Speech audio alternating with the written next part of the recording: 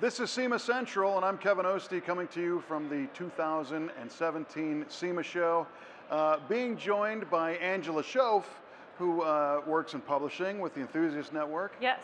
And you're also very involved with the Hot Rod Industry Alliance. I am, yes. I've been involved in that for, I think, 6 years now. 6 years? Mm-hmm. Right on. So your background, you're another person, you and I worked together at the same company many years ago. Yes, we did. And you were always pretty active in the hot rod type publications. Mm-hmm. And tell me how that kind of spun into getting involved with SEMA. Well, the company, both at Peterson Publishing and at Source Interlink and Prime Media and all the different names that we've had, Evolution, has always been very supportive of its employees being involved in one way or another with SEMA, with the councils, or with doing things here at the show like judging and all kinds of different activities that SEMA has.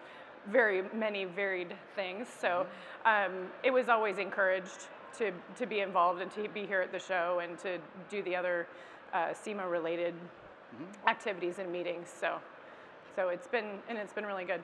Tell me about the HRIA.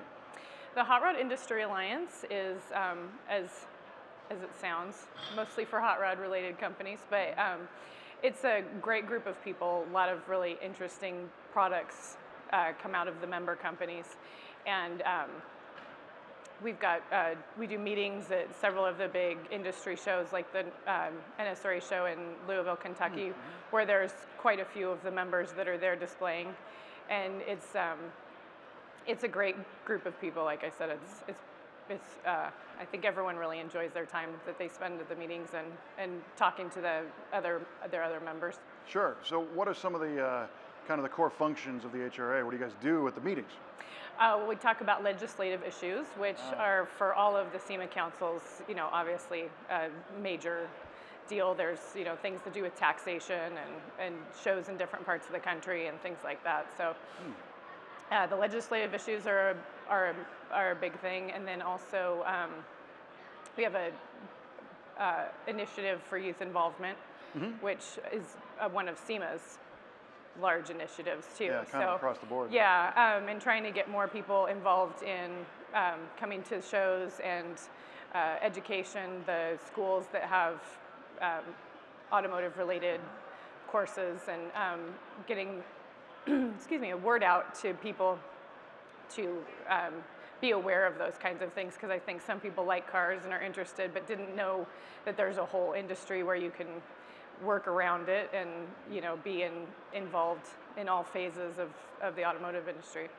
So what do you think, SEMA being the umbrella over all the different types of companies, industries, genres, the Hot Rod Industry Alliance, although the title is Hot Rod, this kind of covers several different types of cars, not necessarily your typical immediately post World War II hot rod. Right, absolutely. There's street rods, which of course was probably the start of it, but definitely the muscle car market, the classic truck market are all part of the Hot Rod Industry Alliance, and so the cars probably go up into the 70s and 80s of the member companies, the products that they're, the parts that they're making, vehicle parts they're making for. Yeah.